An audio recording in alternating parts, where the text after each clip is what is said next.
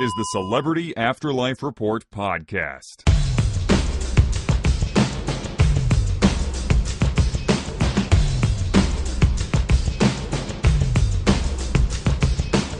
Hello, once again, dear friends. I am the Celebrity Medium, and I welcome you to another edition of the Celebrity Afterlife Report, the only show on the internet that brings you the up-to-the-minute gossip about all your favorite deceased celebs.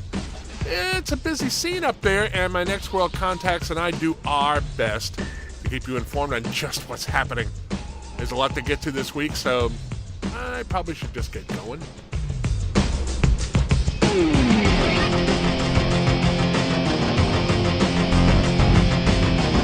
I've mentioned this in the past, but for the sake of any new listeners, let me just inform you up front that people in the afterlife are generally informed about what's happening on the earthly plane. Now, although there is no formal government there, and obviously people there can't vote in the upcoming American presidential election, there's still a lot of interest in it. I'm sure everybody knows that real estate developer and reality TV star Donald Trump is a very controversial figure this election cycle. His father, Fred, is just about equally controversial in the next world for heading a project to build a whites-only community there. Months back, Fred Trump denounced his son's run for the Oval Office as a publicity stunt. Since then, however, he has changed his tune, and he now heartily endorses his son's campaign, saying that the Donald is the only man who can turn things around for America. Now, you'd expect that his racism would make a lot of people angry at him, and you'd be right, but in recent days, it seems as if his support for his son has been equally enraging.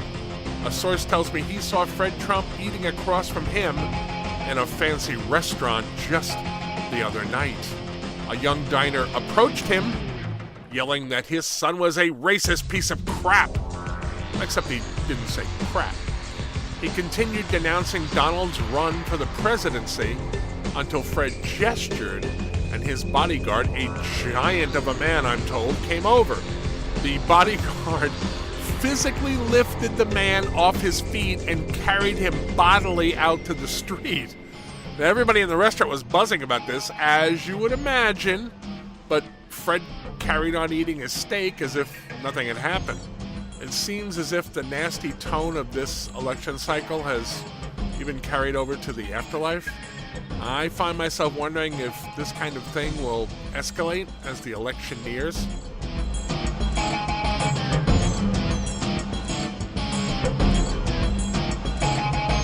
Over the last 2 weeks, we've been following former Doors singer Jim Morrison's surprising transformation into a hardcore gangster rapper.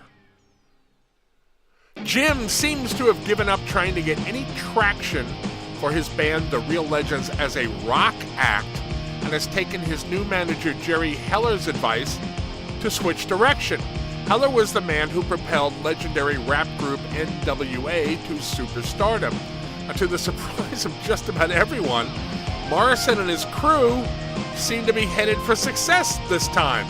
The Real Legends appeared again at the Next World's CBGB Doppelganger Club, where they played just a few weeks ago in their previous incarnation.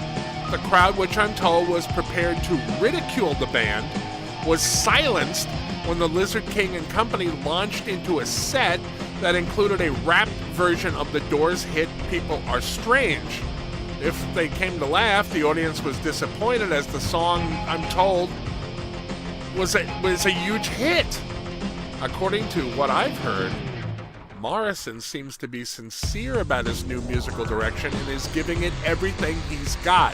But for his part, Heller says he knew Jim could do it, even if he did have to talk him into it. The manager says he thinks he's found the next NWA level rap act.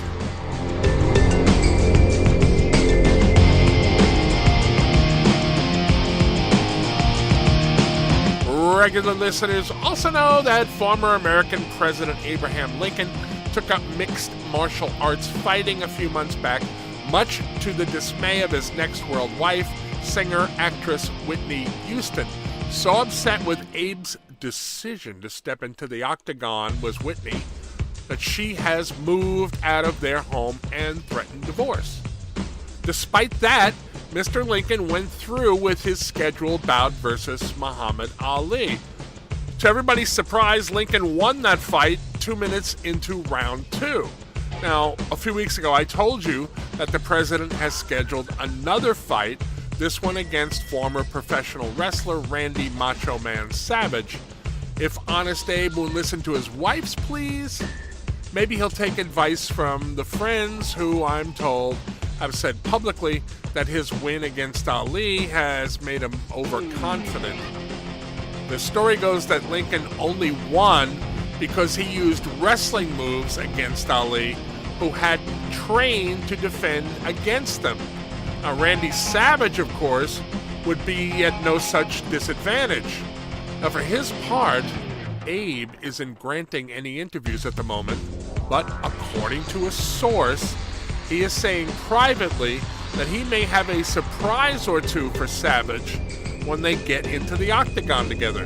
That fight is scheduled for a few weeks from now, and of course, we'll be keeping an eye on it as it progresses.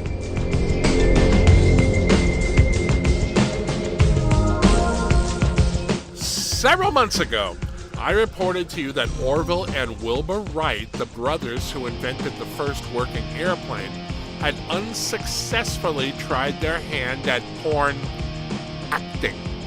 I was making finger quotes when I said acting. It did not go well, as their efforts were greeted with laughter by their co-star in their initial outing, Linda Lovelace. Apparently deciding that one was enough, the boys have left the adult movie industry, at least for now.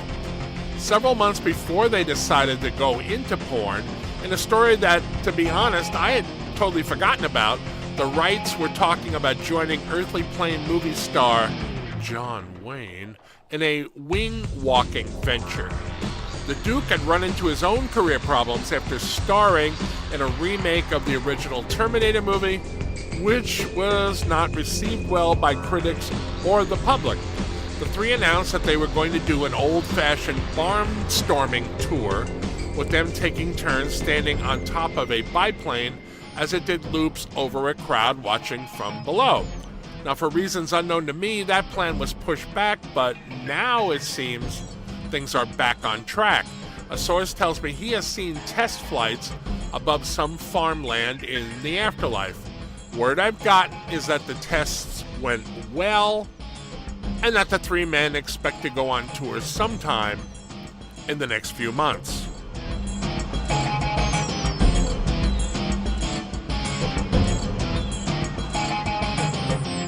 And with that, it's time to lock up the Celebrity Afterlife Report studio for another week. Please come back next week when I will have even more up-to-the-minute gossip about all your favorite deceased celebs. Put some vibrato on that one there. Between now and then, please share with your friends that the report can be heard on iTunes, in the Google Play Store, and on K-Chung Radio, AM 1630 in Los Angeles. And of course, it's free no matter where you find it. I'm the Celebrity Medium. Thanks for listening.